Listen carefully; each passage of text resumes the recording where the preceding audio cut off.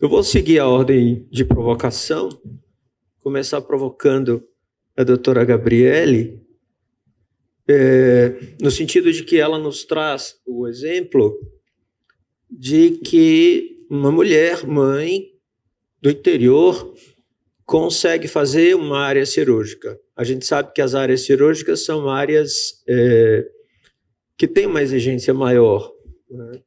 De modo especial, na cirurgia torácica, muitas vezes se envolvem em cirurgias de emergência, e aí, na hora que você perde o controle da sua agenda com a emergência, tudo vira uma confusão. Sim.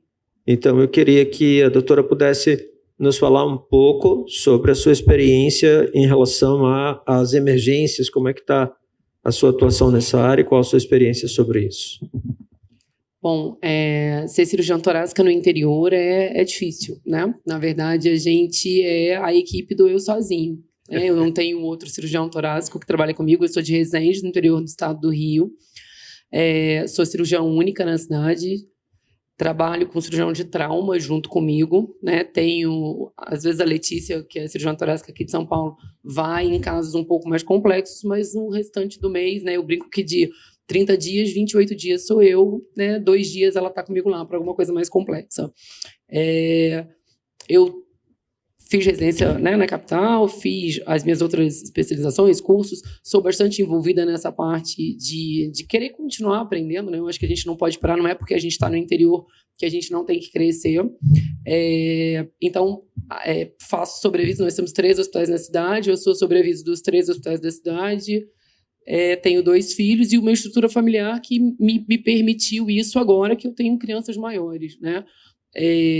Não, apesar de morar numa cidade do interior, de ter um deslocamento de 10 minutos, de 15 minutos, não almoço em casa, não levo o filho na escola, e tá tudo bem, né? Eu acho que, na verdade, eles entendem isso, a gente tem um período de férias que a gente consegue aí 10 dias, em que a gente é totalmente deles, mas a gente consegue fazer esse tipo de trabalho com as crianças entendendo a necessidade da mãe estar fora e sempre explicando o que é isso.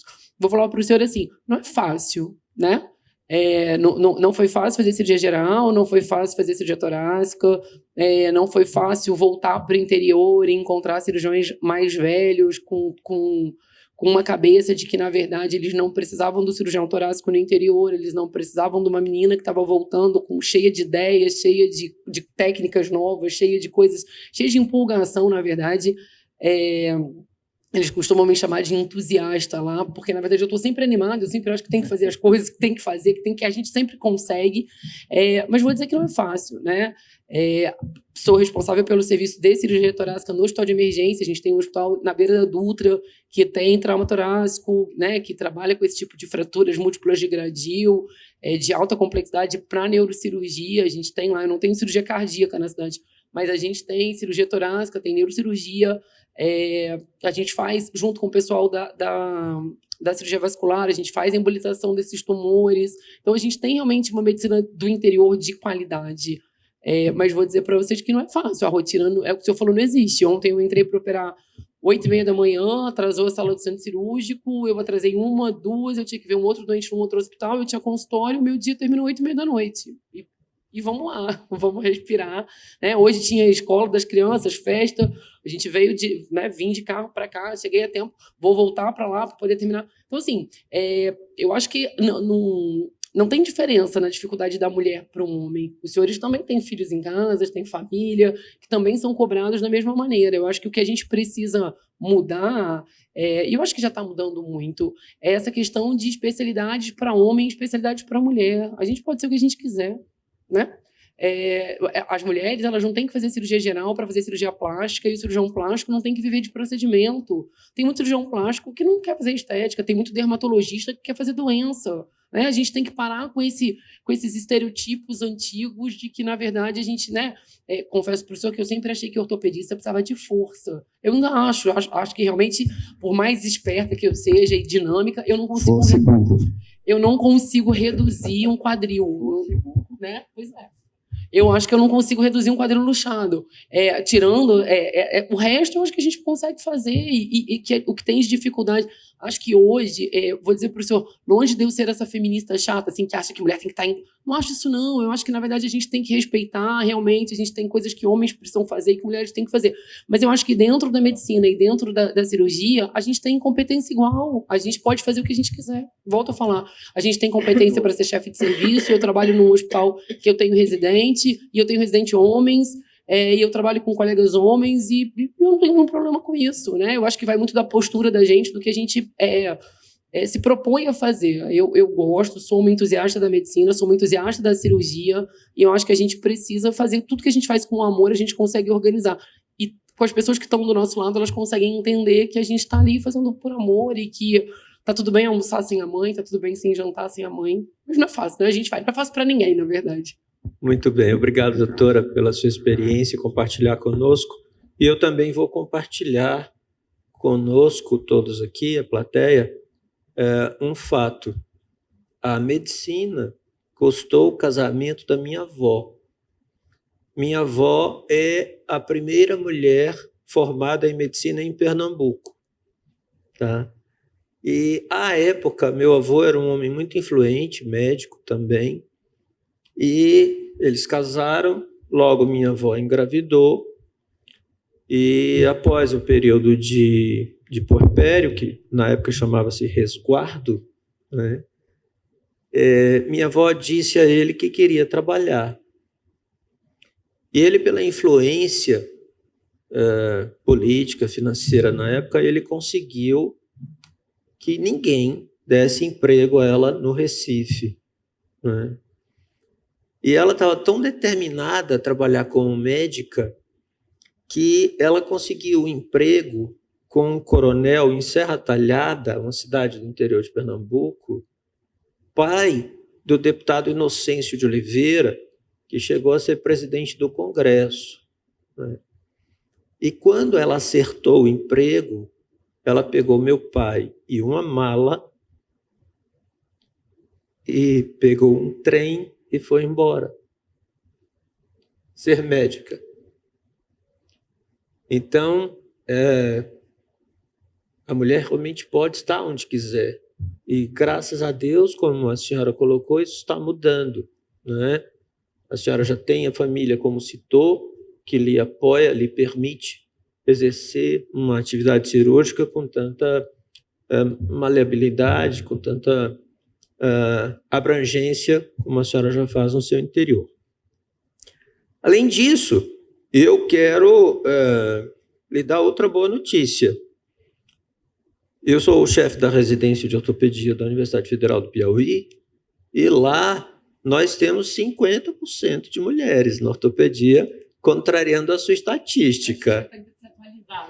Eu acho que pelo menos no Piauí, essa estatística já não vale. 50% dos nossos 12 residentes, eu tenho 6 mulheres na residência. Tá? Naturalmente que algumas áreas, sobretudo o trauma, são áreas que requerem um pouco mais de força, que requerem um pouco mais de energia, mas elas desempenham todos os rodízios sem problema. Agora, tive sim um problema de um residente homem que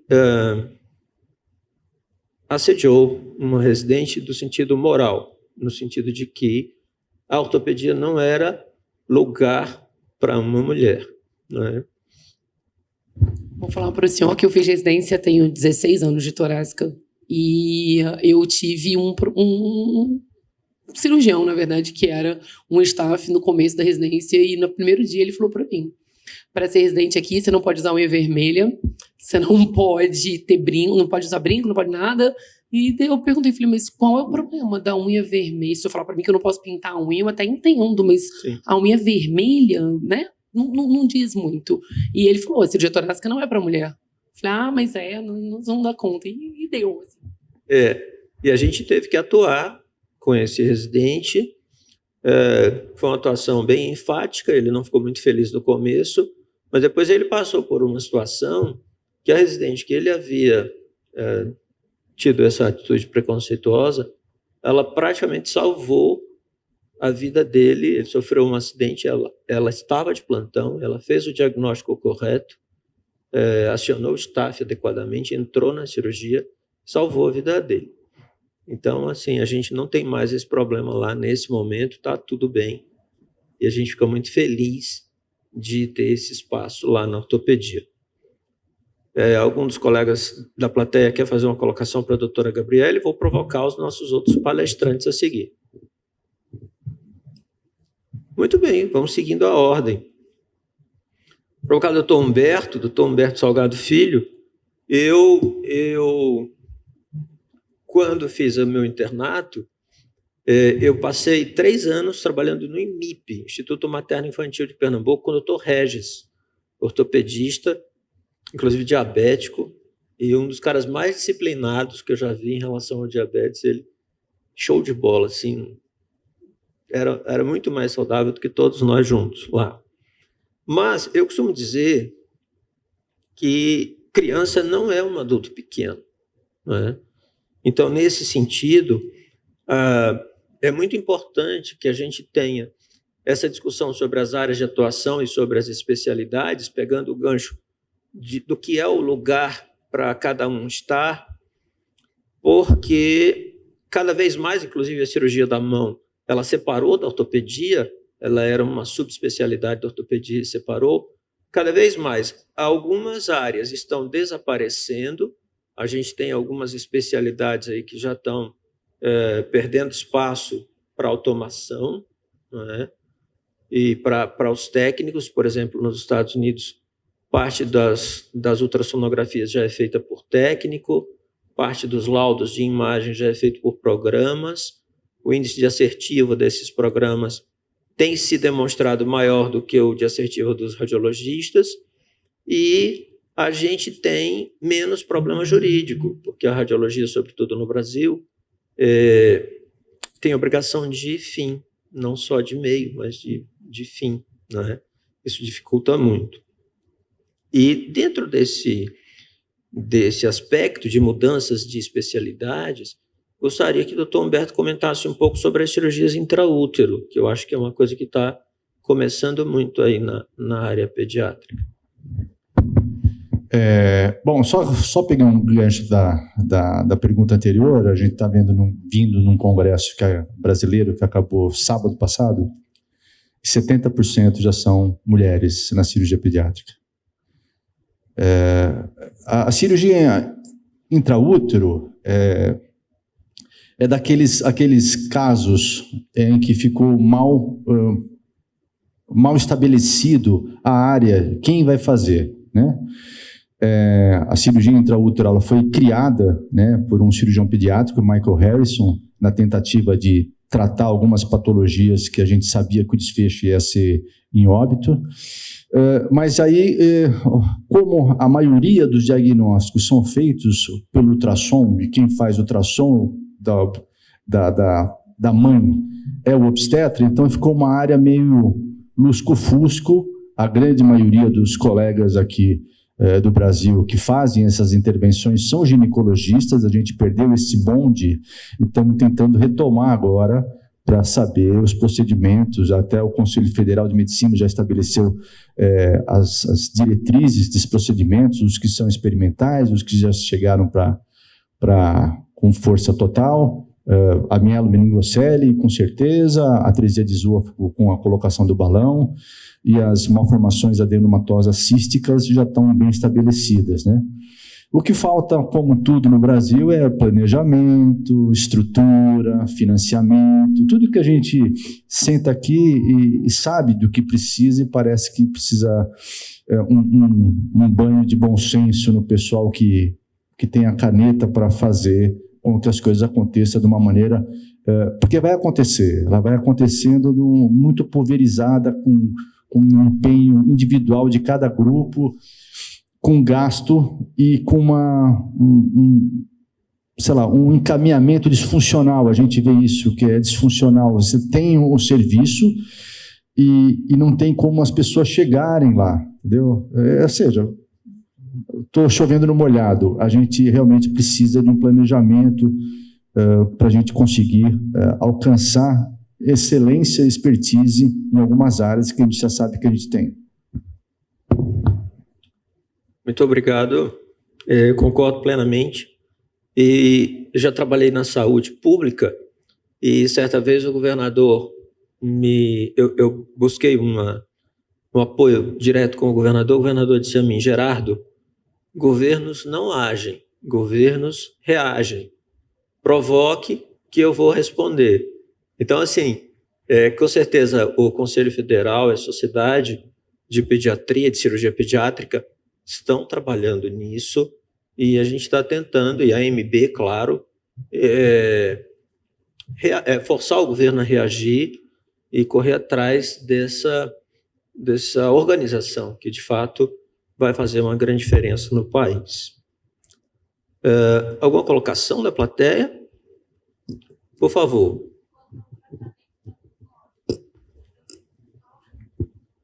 Tratamento da fimose. Isso?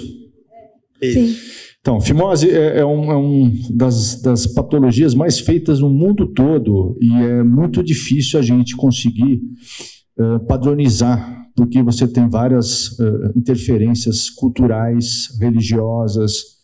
O que a gente estabeleceu aqui no Brasil, que a partir do primeiro ano de idade, a gente já não tem mais aquela dita fimose fisiológica, ou seja, a partir do primeiro ano de idade, entendo a estenose do prepúcio, que é o que define a fimose, né? Ou seja, a não exposição da glande secundária a uma estenose da pele que reveste, que chama prepúcio. A partir de um ano, existindo isso, e não existindo outra contraindicação, ela pode ser submetida ao tratamento cirúrgico. Obrigada. Alguma outra colocação? Eu vou seguir nas minhas dúvidas, nas minhas provocações, dessa vez para o meu colega ortopedista, Dr. Carlos Henrique, lembrando que a síndrome do túnel do carpo, ela é um problema trabalhista no país, né? Previdenciário e trabalhista, mas sobretudo pela dificuldade das nossas empresas de readaptar as funções para aquele paciente. Então, ele falou aí sobre tratamento conservador, tratamento cirúrgico. A gente vê na nossa experiência, inclusive lá com o Oswaldo, a gente opera junto várias vezes, pacientes já operados de síndrome do túnel do carpo precisam ser reoperados porque voltam aos estímulos agressores do nervo mediano, e isso é bastante difícil, e a empresa não tem outra opção para aquele funcionário. Então, de fato, o tratamento adequado, ele é fundamental até para a sobrevivência do nosso paciente. E aí, eu estava ouvindo o Dr. Carlos Henrique falando sobre as causas, eu estava lembrando da capsulite adesiva. A capsulite adesiva, eu costumo dizer para os residentes, tem 500 causas. E a síndrome do túnel do carpo é a mesma coisa, tem várias causas. Nesse momento, lá na Federal do Piauí, eu estou fazendo um trabalho sobre um diagnóstico precoce de amiloidose através de o achado de síndrome do túnel do carpo, preditivo para diagnóstico de amiloidose. Aquele paciente que não tem causa, a gente tem que rastrear, porque quando muitas vezes esse paciente de amiloidose é descoberto, já há pouco a fazer por ele, né? E também colocar, e aí nesse caso gostaria de ouvi-lo, o nobre colega Carlos Henrique, sobre o uso de celulares e de gadgets, e também sobre os praticantes de musculação, erros ao pegar as barras e os halteres, os aparelhos de musculação, que levam a esse quadro. Qual a sua experiência? Então, Gerardo, eu vou aproveitar, vou tirar também aqui, falar para ela que na Unifesp é meio a meio, 50% Bom. Na cirurgia da mão, 50% das mulheres. Tá? Ao colega aqui, como você falou, a cirurgia da mão, ela era formada por 3 especialidades, né? Tinham colegas, 4 até, colegas que vinham da neurocirurgia, colegas da cirurgia geral, colegas da plástica e colegas da ortopedia. E o professor Bucão, que era o chefe da Santa Casa de Misericórdia do Rio de Janeiro, era um dos precursores, foi um dos precursores da cirurgia da mão, ele dizia o seguinte, Quem tem que fazer cirurgia da mão é quem sabe fazer cirurgia da mão. Então, é a mesma coisa aí da cirurgia intraútero, né? Eu acho que isso fica uma mensagem, principalmente para os mais jovens, não importa a especialidade, importa você saber fazer, você se preparar, você se qualificar para fazer a cirurgia. Né? Então, quanto à parte da cirurgia do carpo, eu fiquei um pouco decepcionado porque a colega da medicina do trabalho não veio. Eu acho que daria uma boa discussão, né? A gente vê, às vezes, pacientes que foram operados, e assim, eles foram operados, estão relativamente bem, eles, às vezes, querem voltar para o trabalho, mas a empresa é pequena, e, como você diz, vai voltar para aquela atividade. Então, fica aquela briga do trabalhador, briga velada, né? O patrão não quer aceitar, o trabalhador, às vezes, fica com medo também de voltar e ser demitido, né? E quem fica com esse ônus, muitas vezes, é a Previdência Social. Então, como eu mostrei ali, 15 dias, mais de 80% dos pacientes estão fazendo todas as suas atividades, e a gente recebe, às vezes, o paciente que está 6 meses, 1 ano afastado da Previdência Social. Né? Então, eu acho que, como você disse, isso é uma solução que tem que ser política para resolver isso, senão isso fica só um encargo para a Previdência Social. Tá? A amiloidose realmente é uma coisa importante, né? Então, a gente tem, nos Estados Unidos, principalmente, eles estão fazendo screening de amiloidose por síndrome do túnel do carpo, porque muitos desses pacientes vão ter comprometimento cardíaco por causa da amiloidose, né? Que é uma doença familiar. Tá? Eu tenho um sobrinho com amiloidose muito sério, grave, né? Então, são essas coisas que a gente tem que, talvez, num congresso como esse, com a atuação da ANB, com a atuação do CFM, que a gente vai conseguir resolver esses problemas. Ok, muito obrigado. Alguém quer fazer alguma pergunta? Alguma complementação dos nossos componentes da mesa? Então, quero agradecer a todos de modo especial, muito feliz com o que nós conseguimos unir e realizar aqui, e também aos colegas que participaram. Boa tarde, bom final de sábado para todos.